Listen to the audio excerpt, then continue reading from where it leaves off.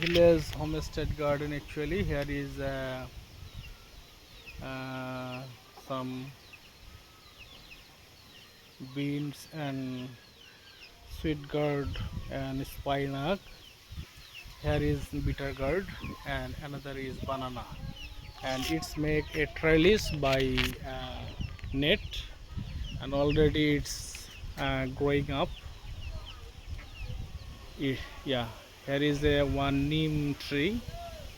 Actually, it's a amazing local homestead garden. As you know, the Bangladeshi uh, people are most of the suffering from poverty and below line of poverty, not only poverty. Yeah, and their home like that.